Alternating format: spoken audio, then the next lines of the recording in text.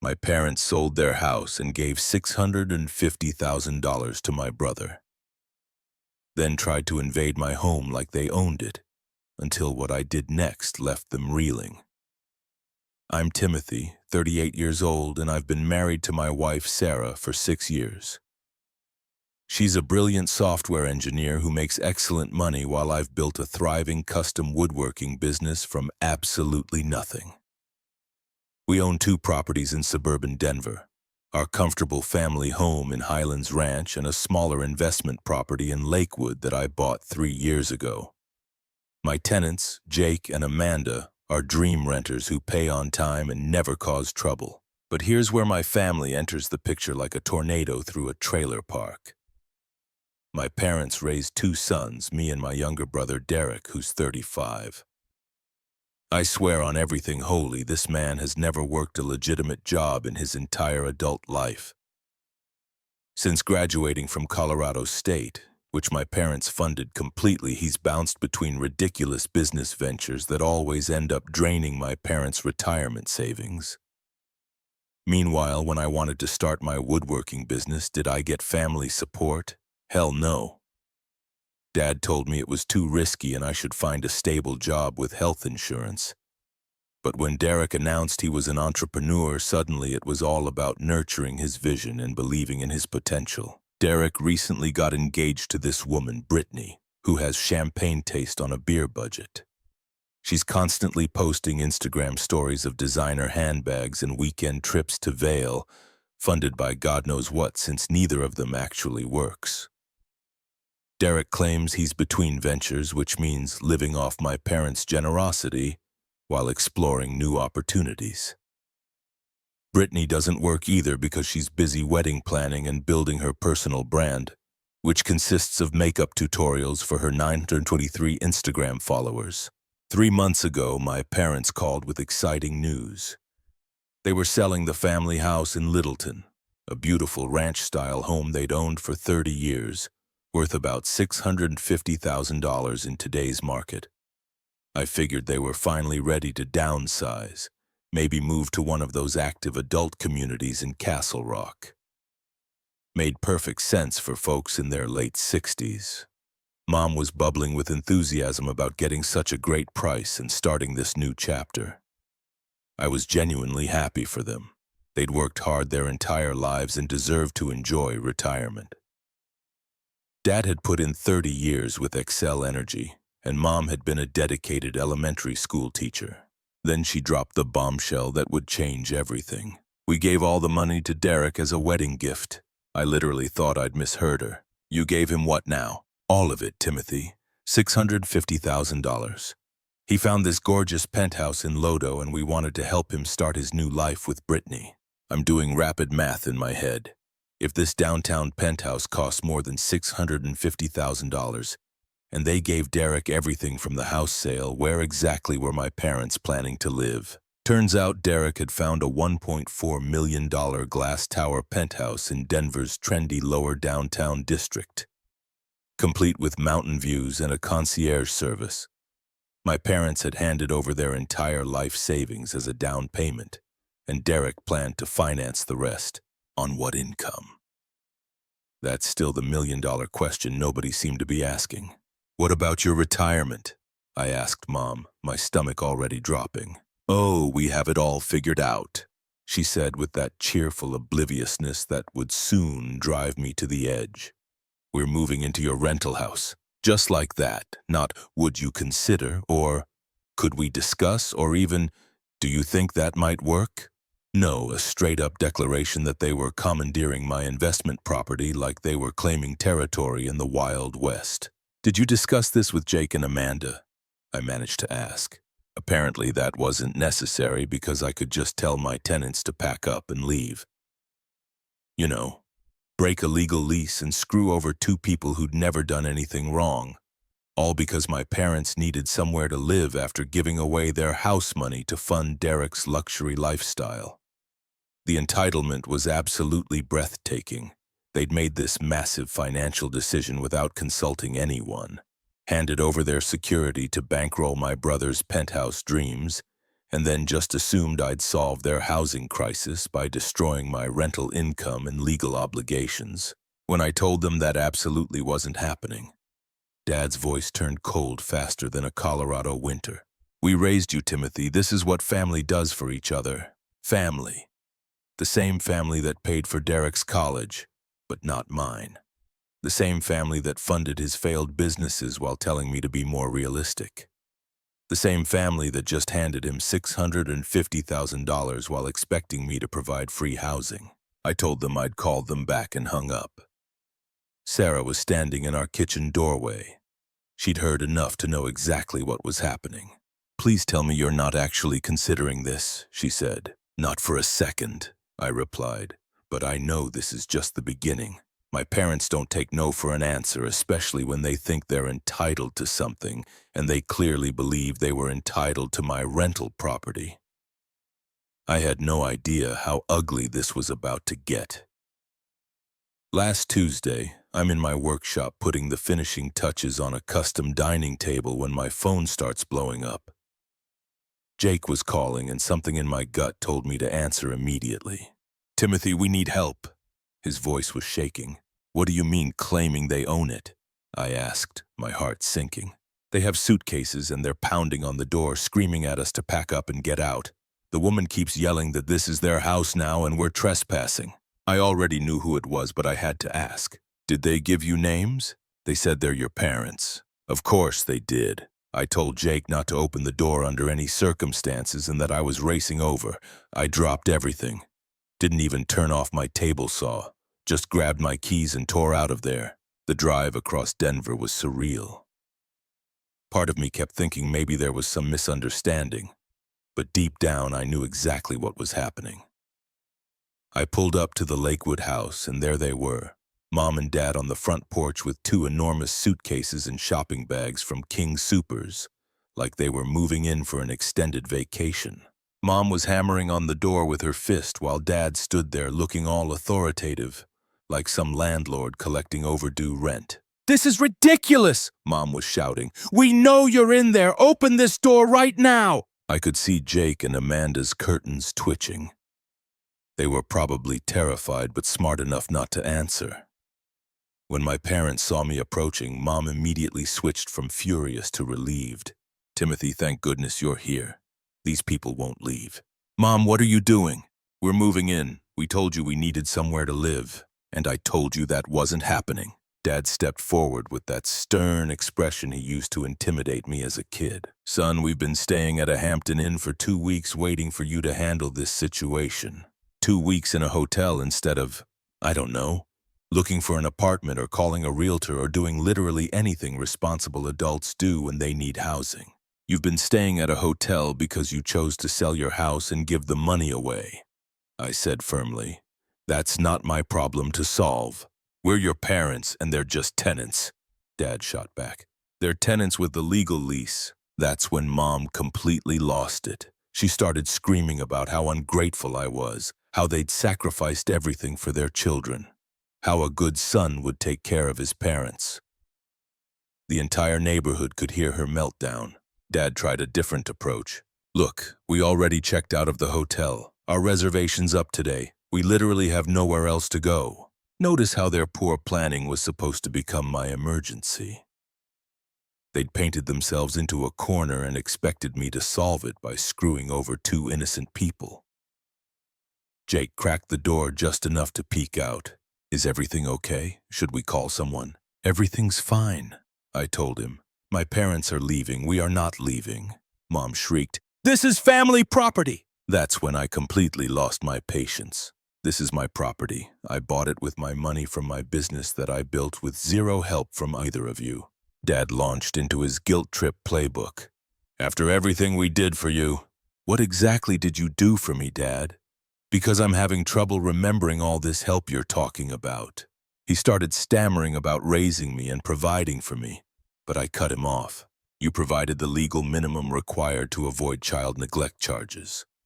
Meanwhile, you're currently funding Derek's penthouse lifestyle while demanding I give you free housing." Mom was crying now, doing that manipulative victim routine she perfected over the years. "Where are we supposed to go?" Literally anywhere that isn't my rental property.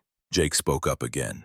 Should I call the police? Both my parents whipped around to stare at him like he'd suggested calling in an airstrike. You wouldn't dare involve police in a family matter, Dad snarled. He absolutely would, I replied calmly. And so would I. You're trespassing.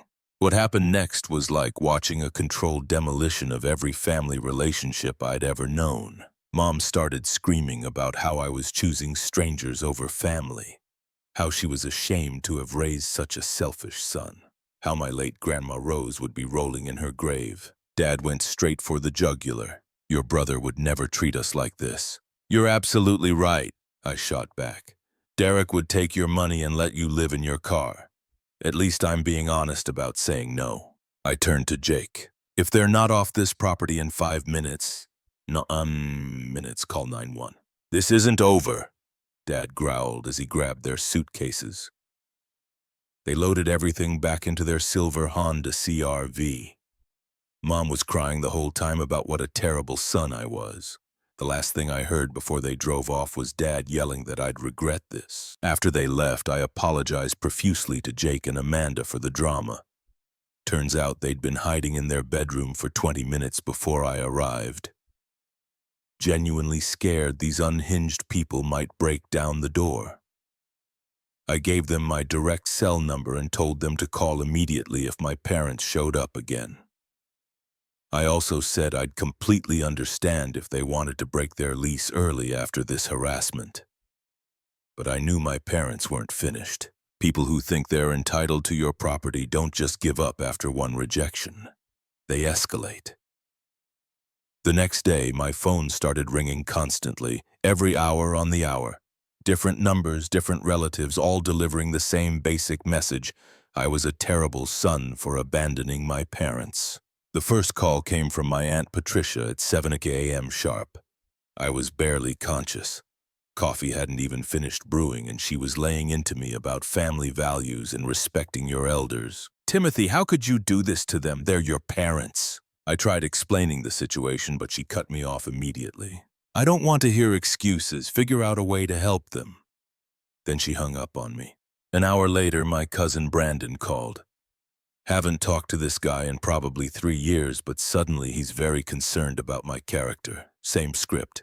How could you abandon family? What kind of person chooses money over parents? They raised you, man. You owe them. They raised Derek too, and he's the one with their money. That's different, he said before hanging up. How is it different? Click. Another hang-up. This pattern continued all day long. By noon, I'd received 8 phone calls and probably 15 text messages. The texts were the worst part. Long guilt trips about family loyalty, how my parents had sacrificed everything for their kids, how I was breaking their hearts.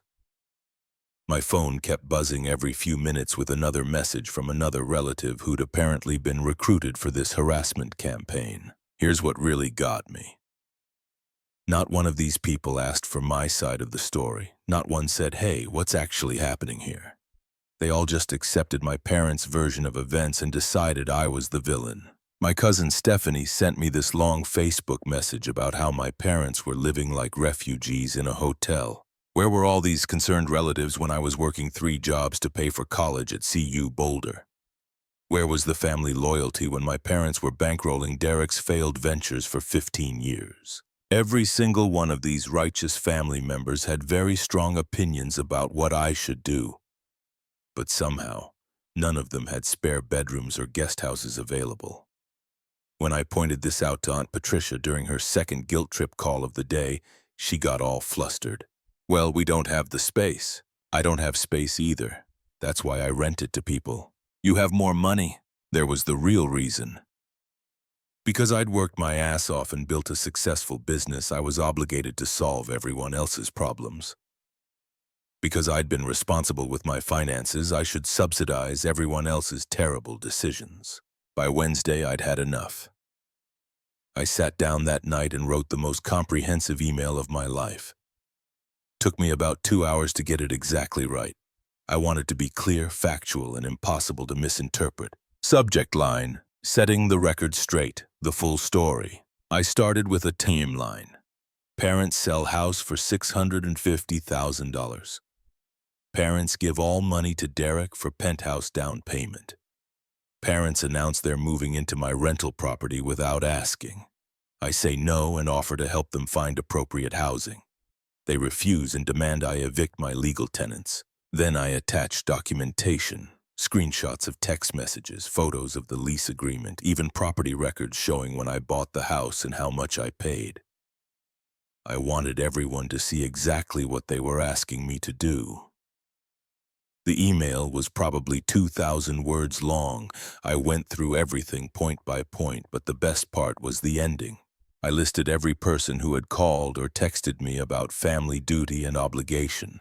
Then I wrote, "Since everyone is so concerned about my parents' housing situation, I'm sure one of you will be happy to provide them with a place to stay. After all, family helps family, right? Please let me know your move-in date for mom and dad so I can give them your address." I hit send at 11 o'clock p.m. Wednesday night to 30 people. My phone was silent Thursday morning. First time in 3 days I wasn't woken up by angry relatives.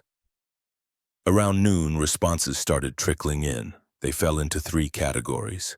People who suddenly remembered they didn't really have space after all. People who went radio silent completely. People who doubled down and got even nastier. Uncle Robert was in category 3. He sent me this long, dramatic reply about how I was destroying the family and turning my back on the people who made me who I am. Really over-the-top stuff about dishonoring my ancestors and breaking sacred family bonds. I replied with one sentence, "What's your move-in date?" He never responded. The family Facebook group went completely silent. All those posts about duty and respect just disappeared. Funny how that works. By Friday, the harassment campaign had ended as quickly as it started. Either people realized they'd been fed a one-sided story or they figured out I wasn't backing down. I called Derek directly Friday afternoon. He picked up on the first ring, like he'd been expecting it. "Tim, what the hell did you send to everyone?" "The truth. You got a problem with that? You're making the whole family look bad." We went back and forth for about 10 minutes. He tried every manipulation tactic. How mom and dad needed help, how I was being selfish, how family should stick together. All the same garbage I'd been hearing all week. Finally, I cut to the point. "You've got their money, Derek. You figure out their housing." I hung up and waited to see what would happen next. Didn't have to wait long. The first sign something was seriously wrong came from my cousin Maria. Basically, the only family member who'd stayed neutral during this whole mess. Probably because she's got her own drama and doesn't have time for more. She texted me one Tuesday afternoon. "Hey, did you know Derek is having problems with his penthouse purchase?" I hadn't heard anything, but it didn't surprise me. Financing a $1.4 million place when you've never had steady employment tends to be complicated.